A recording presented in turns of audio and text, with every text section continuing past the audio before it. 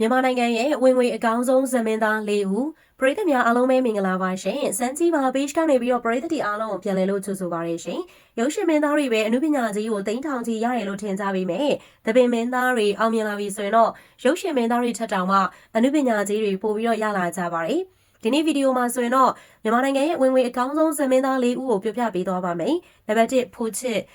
ကအသက်16နှစ်ကလေးကဇက်ကလာခဲ့တာအခုအသက်အရွယ်ထိပဲဖြစ်ပြီးတော့ဇက်ကရဲ့ဝင်ငွေနဲ့တင်တထေးကြီးဖြစ်လာခဲ့တဲ့သူပါ။သူရဲ့အမှုပညာကြီးကတညကိုသိန်းပေါင်းထောင်ချီရှိတဲ့အပြင်စုငွေရတဲ့ပမာဏကလည်းသိန်းရာကဏန်းအထိရှိပါတယ်။ဖိုးချစ်ကိုသဘောကျလို့ဆိုပြီးတော့ငွေသားသိန်းရာချီတန်အုပ်လိုက်ကြီးကိုစုချီးမြှင့်တဲ့တထေးကြီးတွေလည်းရှိပါတယ်။ဖိုးချစ်ရဲ့စသဖြင့်ကိုကြည့်ဖို့အတွက်ဖြာတစ်ချက်ကိုဈေးရတက်သိန်းဆိုရင်လည်းဝယ်မဲ့သူတွေကတန်းစီနေပြီးတော့ရောက်လျာမျိုးတိုင်းကိုလိုက်လံပြီးတော့အားပေးကြတဲ့ပရိသတ်တွေလည်းအခိုင်အမာရှိပါတယ်။တနေ့တာလုံးမှာဝင်ငွေအကောင်းဆုံးဇမင်းသားကတော့ဖိုးချစ်ပဲဖြစ်ပြီးတော့ဇက်ကာလို့ရတဲ့အမှုပညာကြီးနဲ့တခြားစီးပွားရေးလုပ်ငန်းတွေကိုလည်းလုပ်ကိုင်နေပြီးတော့တပင်တက်ကြီးပဲအိုလူရှင်တော်တွေမင်းသမီးတွေကိုလည်းကူညီဆောင်ရှောက်ပေးထားတဲ့သူပဲဖြစ်ပါတယ်။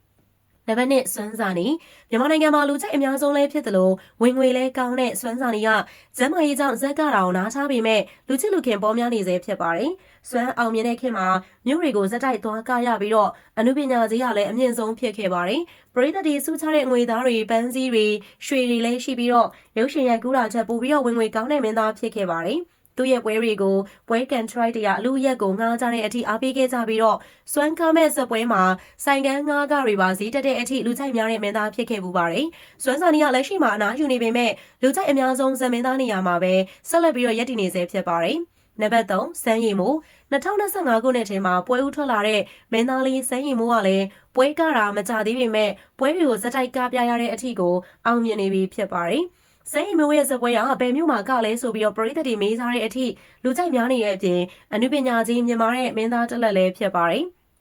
စမ်းရည်မိုးကခေါင်းဆောင်မင်းသားအဖြစ်ပွဲဥထွက်တာမကြသေးခင်မှာပဲတိန်ထောင်ကြီးတန်ကားကြီးကိုဝယ်နိုင်သွားခဲ့ပါပြီ။သူ့ကိုချစ်ခင်သူတွေကငွေရီစုချင်းမြင့်တာအားမရလို့တန်လင်မှာလည်းမြေကွက်တီကိုစုချပြီးတော့ချင်းမြင့်လိုက်သေးတာဖြစ်တယ်။ဒီလိုအောင်မြင်တဲ့မင်းသားဖြစ်လာအောင်စမ်းရည်မိုးကရှစ်နှစ်ခန့်စူးစမ်းခဲ့ရပါတယ်။စမ်းရည်မိုးကအကလည်းကောင်းတယ်လို့အတန်လည်းကောင်းတဲ့အပြင်အပြုံးမင်းသားလေးဆိုတဲ့နာမည်ကိုတောင်မှရရှိထားတာဖြစ်ပါတယ်။နံပါတ်4အောင်စဘူး